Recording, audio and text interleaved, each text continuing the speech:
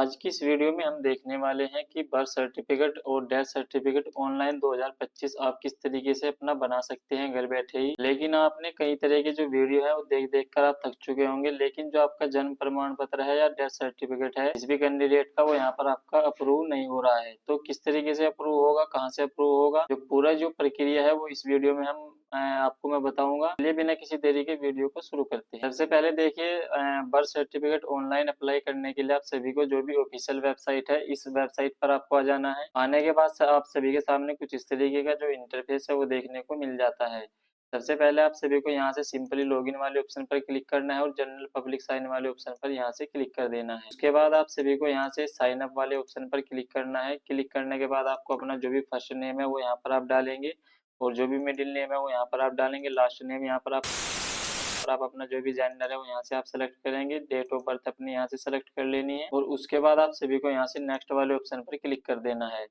यहाँ से आपसे एड्रेस का जो डिटेल्स है वो यहाँ पर आपको फिल करनी होगी। सबसे पहले आपके जो स्टेट का नाम है, सबसे पहले आप अपने जो भी स्टेट का नाम है वो यहाँ से आप सेलेक्ट करेंगे। जो भी आपका डिस्ट्रिक्ट है वो यहाँ पर आप सेलेक्ट करेंगे और जो भी फुल एड्रेस है यहाँ पर आपको अपना अपना फिल कर लेना है। जैसे कि पिन कोड यहाँ पर डालेंगे, विलेज का जो भी नाम है यहाँ पर आप सेलेक्ट करेंगे, हाउस नंबर, बिल्डिंग नंबर और कोई स्ट्रीट नेम यहाँ पर डालेंगे और जो भी आपका पोस्ट ऑफिस है वो यहाँ पर आपको डाल लेना है और उसके बाद आपको नेक्स्ट वाले ऑप्शन पर क्लिक कर देना है। ये उसके बाद आप सभी के जो भी आपका आधार नंबर है यहाँ पर आपको फिल कर लेना है। जो भी आपकी नेशनलिटी है यहाँ से आप सेलेक्ट करेंगे और उसके बाद आप सभी को यहाँ से आई एग्री करेंगे और सिंपली नेक्स्ट वाले ऑप्शन पर क्लिक कर देंगे। तो क्लिक करने में जो भी आपके आधार पे जो एक ओटीपी सेंड किया जाता है, ओटीपी सेंड करने के बाद आपको जो भी ओटीपी आएगा यहाँ से डाल करके आपका जो भी इसमें आईडी और पासवर्ड है वो आपकी ईमेल पर सक्सेसफुली क्रिएट हो जाता है।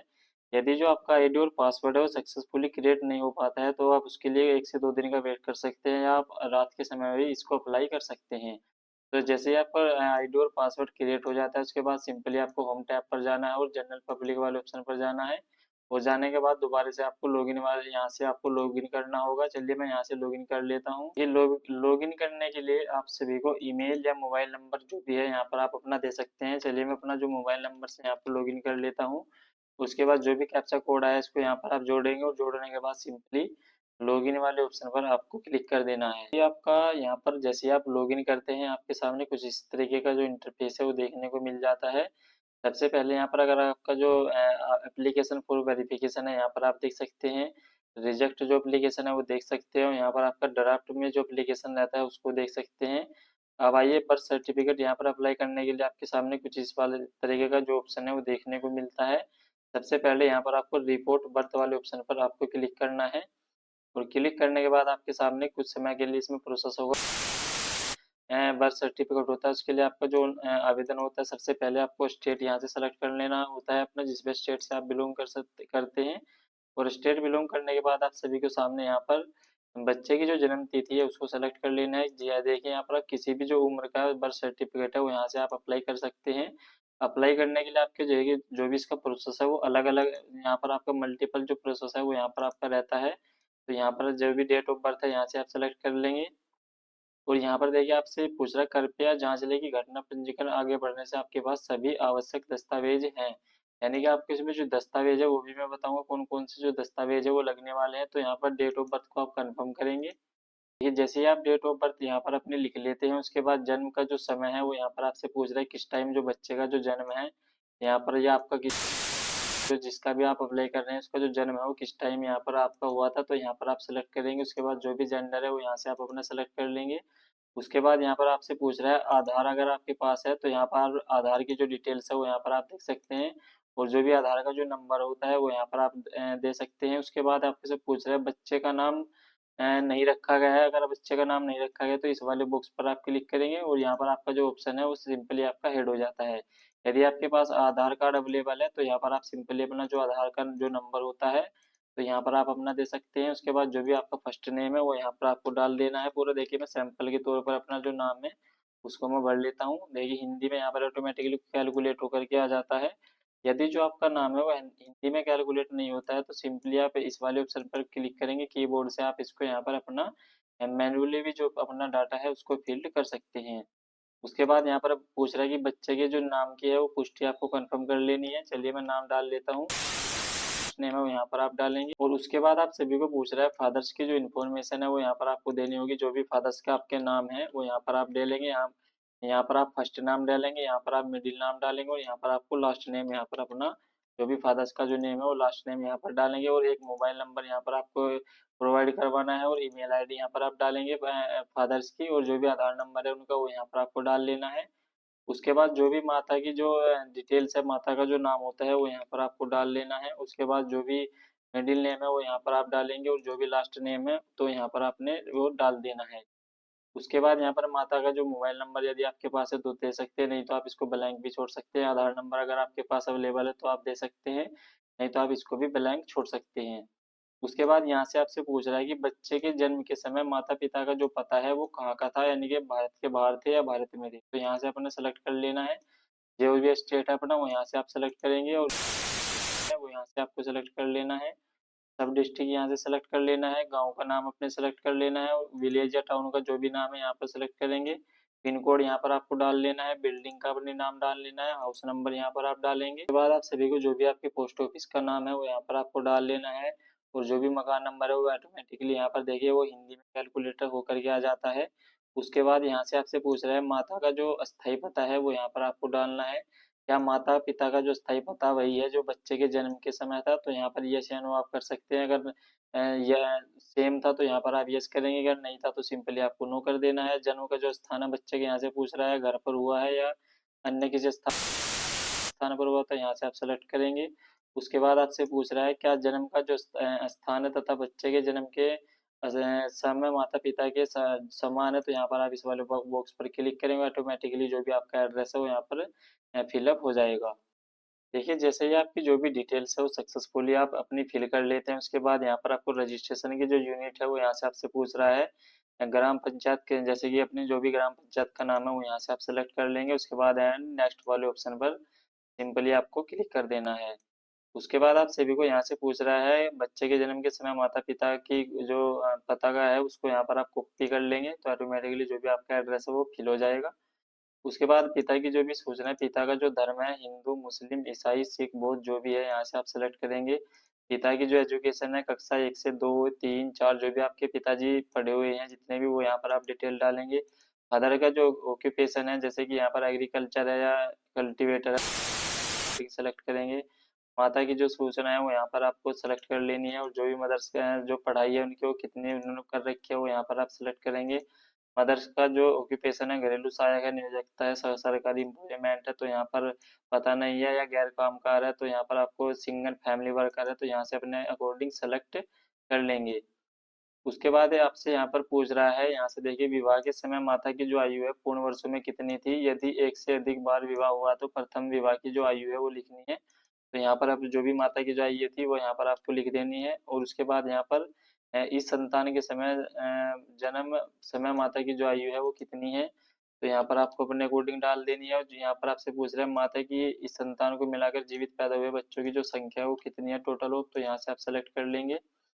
उसके बाद यहाँ पर जो भी type of attendant of delivery का है वो कितना यहाँ पर आपका यहाँ पर पूछ रहा है डॉक्टर नर्स के द्वारा अटेंडेंट है या रिश्तेदार अन्य किसी के, तो यहाँ पर आप सेलेक्ट करेंगे।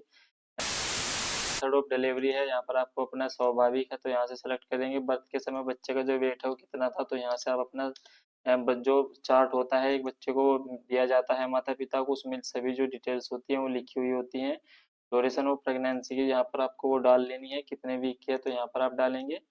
उसके बाद आप सभी को देखिए यहाँ पर जो भी डॉक्यूमेंट है वो यहाँ पर आपको अपलोड करने होंगे, जैसे कि upload supporting document only JPG PNG PDF format में आप अपने जो भी डॉक्यूमेंट है उसको अपलोड कर सकते हैं, जो कि 8 MB से ज़्यादा का आपका नहीं होना चाहिए। जैसे कि डॉक्यूमेंट टाइप में आप सबसे पहले आपके पास address card having photo issue government ID card other central state government photo ID card voter ID card, तो यहाँ पर अपने अकॉर्डिंग जो भी डॉक्यूमेंट आपके पास है, तो यहाँ पर देखिए यहाँ पर एक ये डॉक्यूमेंट आपको सेकंड ऑप्शन में दिख रहा है डिस्ट्रिक्ट सब डिस्ट्रिक्ट एग्जीक्यूटिव मजिस्ट्रेट।